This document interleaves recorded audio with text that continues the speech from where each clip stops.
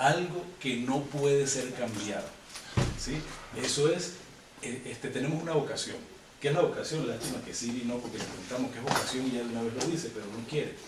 Entonces, la vocación es como una fuerza que lleva al individuo a hacer algo muy específico, no necesariamente tiene que ser algo de trabajo.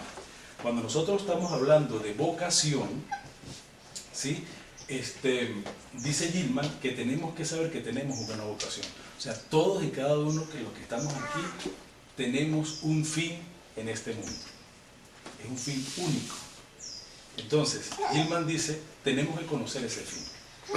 Pero la parte B dice, aparte de que tenemos que conocer la vocación, la parte B dice, alinear la vida con ella. Si esta es la vocación y nuestra vida va por acá, si esta es la vocación y nosotros andamos tirando para allá, ¿qué es lo que pasa? Se crea un estira y encoge tan horrible que es muy doloroso, es muy cansado cuando tenemos la vocación por este lado y tenemos nuestra intención de vida por este lado. Eso es algo terrible. Y dice aquí, la parte C dice, adquirir el sentido común necesario para darse cuenta de que los accidentes, incluidas las angustias y las conmociones naturales a las que está sometido el cuerpo, pertenecen a la pauta de la imagen, que son necesarias y que ayudan a realizarla. Esto quiere decir que todos los accidentes, todas las cosas negativas, todo lo malo que le pase a uno, todas las trancas, todas las puertas que se cierran, todas las puertas que se abren, todas aquellas cosas que a uno le parecen negativas, eso es algo que es necesario para el individuo. Entonces, Gilman tiene tres cosas aquí en este párrafo. 1, establecer la vocación. 2, alinear nuestra vida con ella. Y 3, saber de que todas las cosas que nos suceden a nosotros son necesarias para nuestro propio desarrollo. Si alguien tiene alguna pregunta que hacer, la puede hacer. Bueno, entonces aquí es donde venimos con este problema de la bellota. Lo que usted había dicho, nosotros tenemos ya, son 6 conferencias, esta es la tercera. Ya nosotros habíamos hablado de un tema que se llama la sombra, habíamos hablado de un tema que se llama arquetipos, que tenía que ver mucho con la bellota, pero ahorita nosotros vamos a tratar de explicar lo que es la bellota. ¿Qué es la bellota? La bellota es el destino. Gilman habla de la bellota como todo el componente energético de todo un roble. O sea, todo un roble está contenido en su semilla, que es la bellota. Y entonces Gilman habla acerca de el destino, que el destino es inamovible, y eso es lo que yo quiero explicar, pero sustentado con el libro. Dice Gilman que ni el entorno, ni los padres, ni la educación, ni el país donde uno vive, ni nada tiene tanto poder coercitivo como la propia bellota. Eso lo dice Gilman. Ni el entorno, ni los padres, ni la educación, nada que tenga que ver con lo que a uno le repercute es tan poderoso como esta bellota. No hay nada, según él lo dice. Muy bien. Y vamos a seguir leyendo. O sea, las lecturas que vamos a tomar son todas muy cortas, no es nada muy largo. Entonces, en vez de colocar, en vez de decir la palabra necesidad, la necesidad tiene que ver con esto, voy a decir bellota. Entonces dice, la cuestión es que no hay manera de escapar de la bellota. La bellota es tajante. Si esta es su bellota, y si usted quiere irse por allá, la bellota, el daimon, es tan terrible que si usted coge una dirección diferente a lo que es el daimon se las cobra y empieza a atacarlo a usted con enfermedades, con síntomas, con depresiones, con lo que sea, para que usted vire su camino y encuentre su propia bellota, que es, eso no hay forma de escapar de la bellota. Pero vamos a ver qué es lo que dice aquí. No cederá, no hay forma de que ceda, no puede someterse, Kant definió el equivalente alemán de la necesidad como aquello que no podría ser de otra manera. Cuando uno dice que algo no puede ser de otra manera, por ejemplo, en el caso mío, yo descansé, porque entonces yo dije, pues, todos los fracasos míos y todo, es que entonces todas las metidas de pata que yo hice en esta vida, es que según esto lo que queremos explicar, no hay otra forma, no hay otro destino. Uno no puede decir, oye, si yo hubiera agarrado aquel camino, o si me hubiera casado más para allá para atrás, o que hubiera agarrado más para aquí, o que hubiera cogido este camino. O sea, no hay forma de escaparse de la bellota. Si uno pudiera sentirse mal, deprimido, triste por el momento presente que uno se ha desarrollado, pero no hay forma de escapar de eso. Eso es lo que tenía que pasar y no hay no hay forma, no hay ninguna otra alternativa. Dice aquí, esto hace que la comprensión de nuestra vida sea notablemente fácil. No podríamos haber sido más que lo que somos. No podemos ser más de lo que somos. No hay pesadumbre, ni camino erróneo, ni verdadero error. El ojo de la necesidad revela que lo que hacemos es lo único que podríamos hacer. Yo descanso porque esa es mi bellota, ese es mi destino. No había otro destino para mí. Para mí, ya todo eso por lo menos a mí me tranquiliza. De repente hay algún otro que le vaya peor. Ok, dice aquí, cuando llevamos a cabo un acto, efectuamos una elección, creemos tener opciones. Nosotros no tenemos ni opciones. Cuando uno, por ejemplo, siempre coloco este ejemplo en mis conferencias, cuando yo voy, por ejemplo, a una heladería, ¿cuál es el helado que a usted le gusta? El que mi tía pide. Vamos a suponer, no, porque es que yo la llevo a ella a comer helado, pero que ella pida primero, porque siempre que yo pido primero, la pendeja lo que entonces no pida usted primero para yo poder. Pero vamos a suponer, lejos de eso, que por ejemplo, que en la realidad yo vaya para la heladería y yo escoja el helado de fresa. Hasta esa escogencia yo no la hago, eso ya está prediseñado dentro de mí. No es que yo diga, no, sino que ya a mí ya me gusta cuando yo voy a escoger. Pero uno, en este nivel de conciencia, uno cree que uno elige.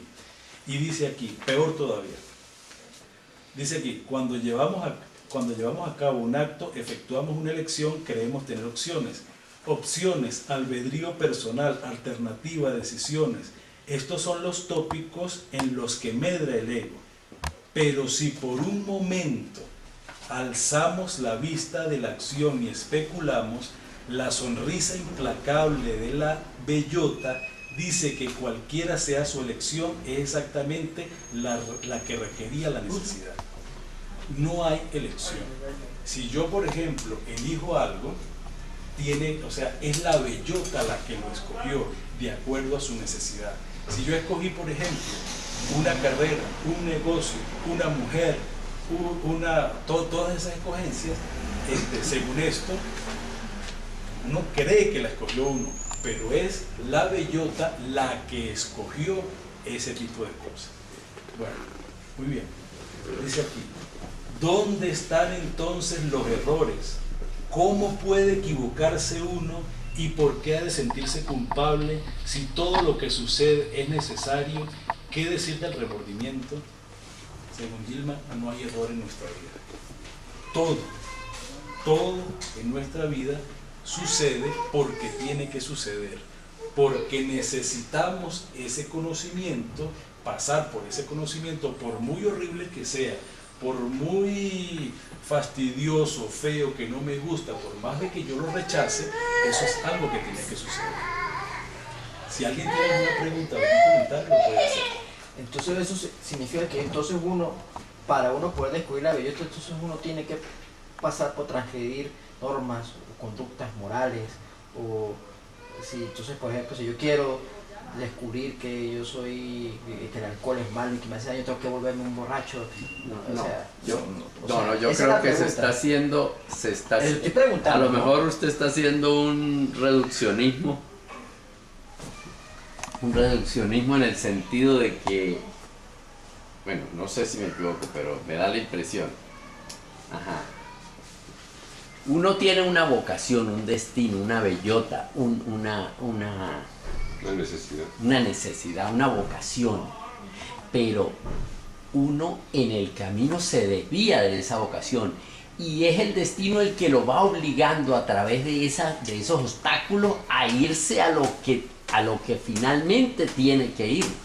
Pero en la medida en que uno sea inteligente y esté despierto, entonces uno escoge el camino, el del sentido, el del propósito, el del objeto de su existencia. Exacto. Entonces, en el momento en que nosotros vivimos una vida no observada, una vida inconsciente, pasan todas esas cosas. Eso es lo que hay que aclarar. La pregunta que le iba a hacer ahorita. Entonces, ¿a qué necesidad está remitiendo Hillman cuando dice que uno tiene que seguir esa necesidades, porque uno en la vida tiene diferentes necesidades afectivas, necesidades todo de eso, trabajo? todo, si tiene necesidad afectiva es porque... ¿A qué necesidad? O sea, si hay necesidades, por lo menos yo de todas las necesidades afectivas, sino no sufro de eso, ni nunca sufrí. Pero, según Gilman, todas las necesidades, por ejemplo, todos los obstáculos, todas las puertas que se cierran, todos los malos caminos que uno agarra, todas las borracheras, todas esas cosas, es parte del compendio que nosotros tenemos que seguir. Claro, eso sucede a nivel inconsciente, o sea, no hay conciencia de eso. Entonces, por eso es que uno toma esas alternativas. Cualquier violación, cualquier robo, cualquier pérdida, cualquier accidente, todo eso es parte de lo que yo he venido a aprender. ¿Alguna otra pregunta? Bien, entonces dice aquí, algo parece llamarnos a que sigamos un camino determinado. En todo el libro, bueno, si usted ha podido leer algo, no sé si usted escucha la llamada, sí, la vocación. O sea, hay una vocación, de verdad que el ser humano que es consciente de sí mismo sabe a qué fue llamado, sabe cuál es esa vocación que uno tiene. Más bien esa debería ser la palabra clave, vocación. ¿Qué es la vocación, no? Esa es la vocación. ¿Usted puede definir la palabra vocación? Vocación significa, y viene etimológicamente, eso es la llamada, es algo que en esencia a mí me llama, no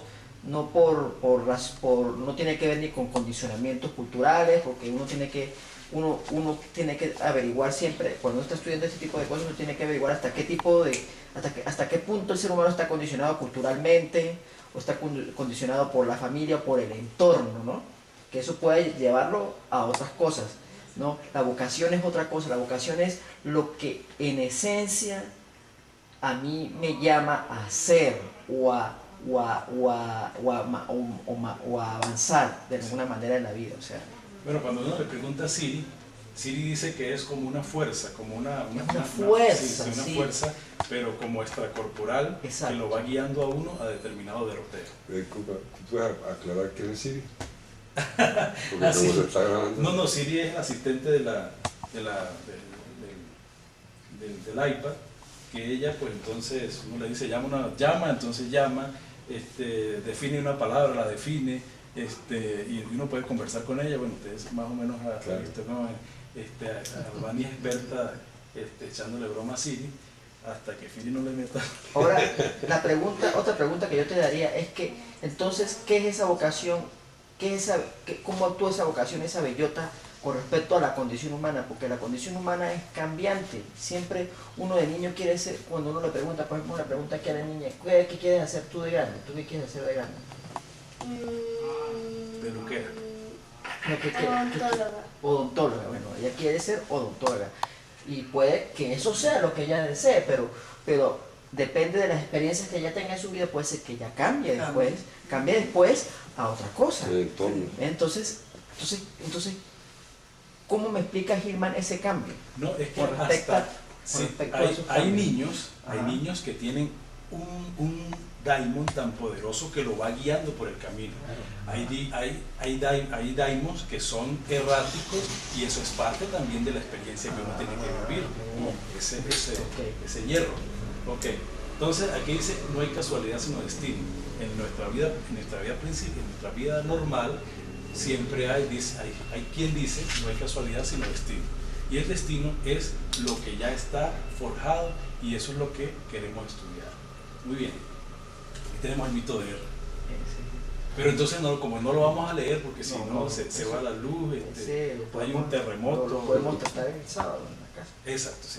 Entonces, pero lo voy a explicar para que lo entendamos.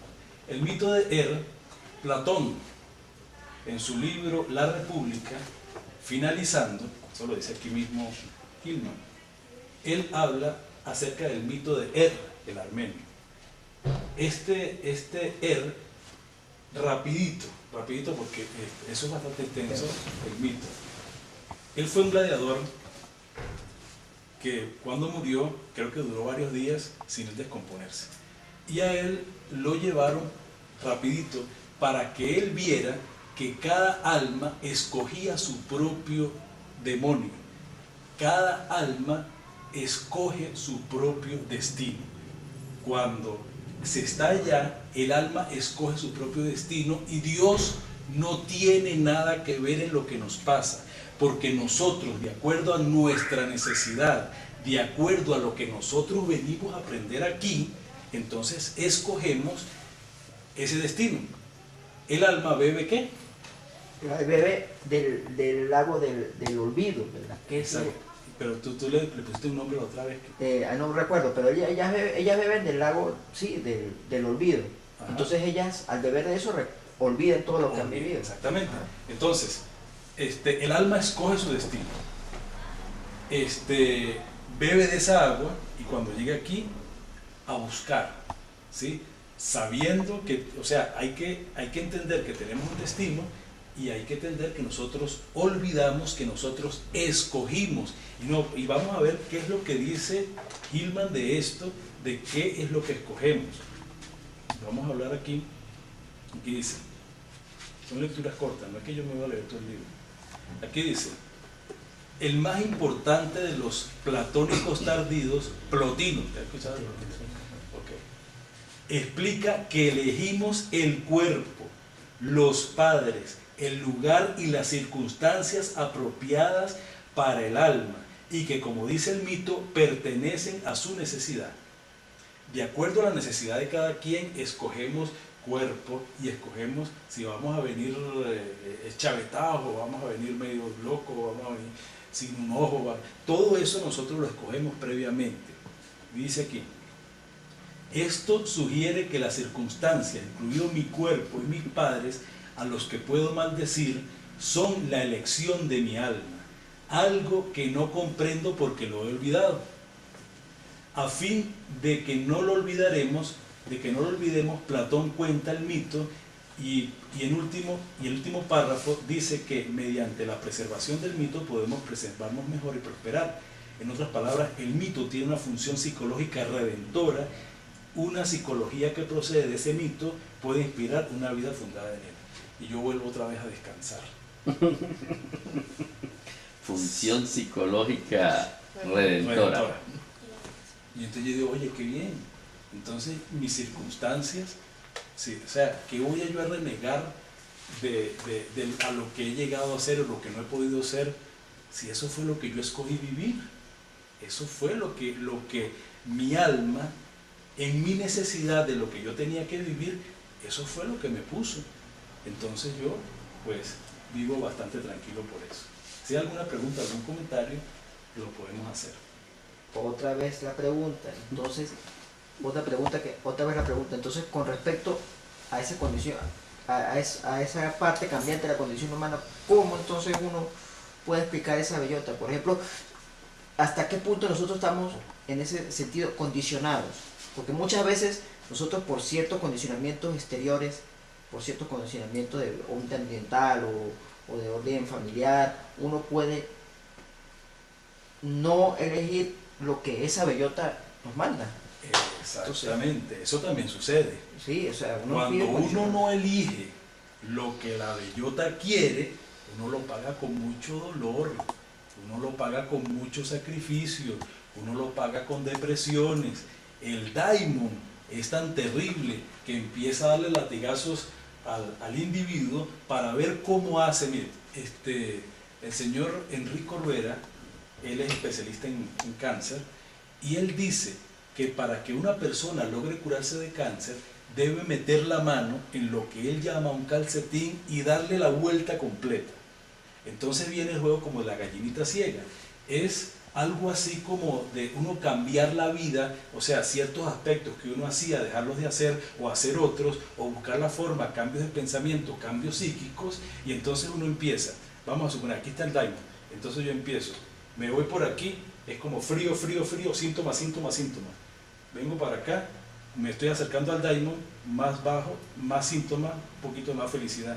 Me acerco un poquito más al Daimon, lo estoy tocando el Daimon, baja síntomas, baja enfermedades, baja depresiones y baja todo eso. En la medida que yo me acerque al Daimon, en esa medida yo puedo empezar a sentir un poco de tranquilidad. Aquí dice los llamamientos del alma. Seguimos con la palabra llamamiento. Ok. Aquí tenemos a lo largo de muchas culturas todo lo que es el genio, la bellota, el destino, el alma. Entonces aquí tenemos el nahual, que es ese significado del destino, pero en los chamanes. En los egipcios tenemos el Ka y Ba, en los romanos tenemos el genio, en los ¿cómo que se llama? Los griegos tenemos el daimon, y en los románticos tenemos, es que yo aquí, a ver si logramos leer esto aquí.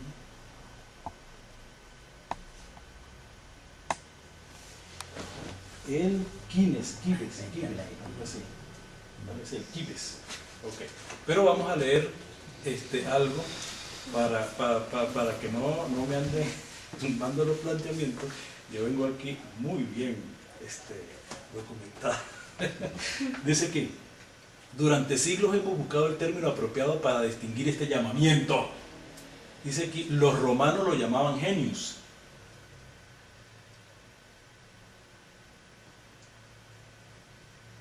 Los griegos, el daimon. Los cristianos, el ángel de la guardia, que me faltó ahí, el ángel de la guarda. Los románticos como keats. Kids, ese es un Kids. poeta. Ah, ok. Mejor definido. Decían que el llamamiento procedía del corazón y la mirada intuitiva de Miguel Ángel veía una imagen en el corazón y de la persona a la que esculpía. Los neoplatónicos se referían a un cuerpo imaginario, el ochema, que le transportaba a uno como un vehículo. Se trataba del portador personal o el apoyo del individuo. Para algunos es la dama de la suerte o de la fortuna, para otros un genio, un yin, una mala simiente, que también es otra parte que no se toca aquí en esta conferencia, que ya la vamos a tocar en la siguiente, porque entonces vamos a ver esos demonios verdaderamente perversos. Ok. En Egipto podría haber sido el Ka o el Ba, y quien uno podía conversar. Entre las personas a que llamamos esquimales y otras que siguen prácticas chamanísticas, es el espíritu, el alma libre, el alma animal o el hálito anímico. Que uno está como tirado en la vida a enfrentarse a cuanta cosa se asome. Vamos a ver si consigo esta parte. Ay, bien documentado para que no empiecen a agarrarme como las piñatas.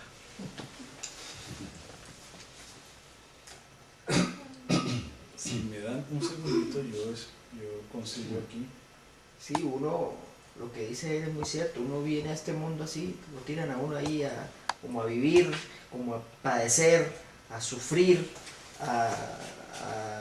como a ver qué es lo que uno es, Sí. sin saber, Y a pereciar. a perecear también, todo eso. Incluso la Caperucita Roja tuvo que enfrentarse al acoso del lobo depredador en un camino solitario. Esta carga de estar solo con tu propio destino hecho por sí mismo en un mundo lleno de seres acechantes que quieren acabar contigo hace que la vida sea una lucha terrible. Si no supero los obstáculos y avanzo, podría quedarme atrás en la escuela o convertirme en un alumno cuyo nivel de rendimiento está por debajo del corriente y me enviarían al asesor para que me libre de los bloqueos y las fijaciones psicológicas. Tengo que avanzar desde la escuela elemental en adelante. He de desarrollarme, defenderme, asegurarme la existencia, pues tal es la definición heroica de la existencia. No es muy divertida. Y cuando Caperucita Roja hace un alto en el camino para recoger las flores y colocarlas en su generoso cesto de golosinas, para la abuela aparece el colmilludo lobo. Eso sucede más que todo cuando, como decimos aquí en La Grita, cuando uno cree. ¿Sí decimos así? Cuando uno cree. Cuando uno cree que vivimos en un mundo, cuando creemos en la dualidad.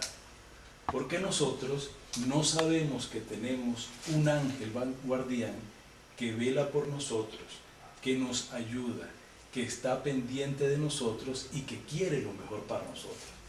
¿Cuántas veces uno no ha estado así como al borde de un precipicio, ya a punto de caerse, y entonces el propio daimon lo saca a uno de esa situación y uno dice, uy, por poquito, o si más, o casi, siempre hay alguna forma de que el daimon rescata? O sea que si nosotros creemos en la no dualidad, ¿sí?, entonces tenemos que saber de que nosotros vivimos en un mundo integrado, que nada de lo que nos vaya a pasar vaya a ser más o menos de lo que nosotros necesitamos vivir. La dualidad quiere decir eso, el pensar de que estamos echados, de que no tenemos un alma que nos ayude, de que estamos solos en ese destino horrible. No necesariamente, ¿no? O sea, yo le voy a preguntar con ese sentido, ¿qué es dualidad entonces? Normalmente, ¿qué es dualidad? La dualidad, claro, la dualidad normal es cuando estamos hablando de bueno, malo, bonito, Exacto, exacto. pero la dualidad en el enfoque que nosotros queremos darlo aquí es cuando nosotros nos sentimos desintegrados de todo un sistema. Esa es la dualidad. La no dualidad. Desintegrado, sí. Cuando nosotros creemos en la dualidad, pensamos de que sí tenemos un ángel guardián, pensamos de que el destino llega hasta aquí, de que uno no se va para el abismo, o sea, de que hay alguien que lo protege a uno, existe un Dios, existe algo que es más poderoso que uno, que vela por uno. Perdón, eso es dualidad. Dualidad. O sea, y la no dualidad entonces perdón. Es que yo estoy como confundido. La dualidad es pensar que nosotros no vivimos conectados en un universo. Nosotros somos todos absolutamente conectados. Es aquel ser que no está integrado, que está como divide cosas. Normalmente, o sea, que cree dividir. No Normalmente la mente racional, y usted lo sabe muy bien porque usted es profesor, y a usted le gusta todas esas cosas, divide, fracciona, separa entre esto y aquello. Esa es una mente que está anclada en ese pensamiento dual, que sirve en un nivel de la vida, no significa que nosotros vamos a tener un pensamiento, sirve en un nivel para vivir normalmente, para uno diferenciar cosas, para tener una vida ética, para diferenciar que somos buenos, que hay bien y mal, y bueno, para diferenciar el mundo ilusorio o material que nosotros vivimos, pero para otros niveles de la vida o de la comprensión de la existencia, ese pensamiento dual es limitado. Sí. Sin embargo yo me inclino más en pensar en que yo, por ejemplo, vivo en un mundo no dual, en un mundo que está muy bien sustentado, en un mundo. Por eso es que yo en las conferencias que doy, los que me conocen saben que es así, yo no hago las cosas, sino que las cosas simplemente se van dando. Usted que hemos sido bastante amigos, había sido testigo de ese. No forza la barrera. No. No. Bueno, fíjate, se fue la luz. Vamos a seguir arrancando. No, ¡ay, Dios mío! No, nada, yo no hago pataletas ni nada. Se fue la luz. Yo no, o sea, es algo que tenía que pasar, y bueno, si esa ida de luz aparece en el espacio de mi vida como una tranca para que se dé la conferencia, yo la asumo como es. Yo ya no voy por la vida esperando, exigiendo que las cosas cambien. Yo acepto, me gusta mi vida como es. Me gusta vivirla así, me gusta la circunstancia, yo no escojo la circunstancia que me viene. Yo aquí estoy abierto a vivir todas las circunstancias, porque cada circunstancia que yo viva en mi vida, eso y no reaccione, eso me ayuda a transformar mi conciencia. Bueno, no es una pregunta, es una observación. Yo veo que tú te has leído ese libro varias veces, porque haces como el pastor evangélico que cuando anuncia un proverbio, una cuestión, abre la Biblia y ahí está. Porque es que ya sabemos que aquí que hay algunos que agarran a parra a los conferencistas. Ajá, ok. Usted se ha documentado bien. Ok, bueno, entonces nosotros somos, y es que, esa idea me la dio precisamente usted, de que me fuera a la fuente y que no estuviera por ahí leyendo revisticas, ni leyendo periódicos, ni nada de eso, sino que fuera a la fuente. Y me pareció por eso le agradezco. Siempre, sí, que Luis Eduardo, siempre que tú vas a hacer una conferencia sobre cualquier tema, siempre ve a la fuente. Si por ejemplo ahorita tú estás indagando en esa línea de la psicología junguiana, pues está bien que tú abordes tus temas desde la psicología de Jung, desde lo que pronunció y de lo que enseñó o investigó Jung, ¿no? Desde ahí, y tú puedes contrastar desde otros puntos de vista, ¿no?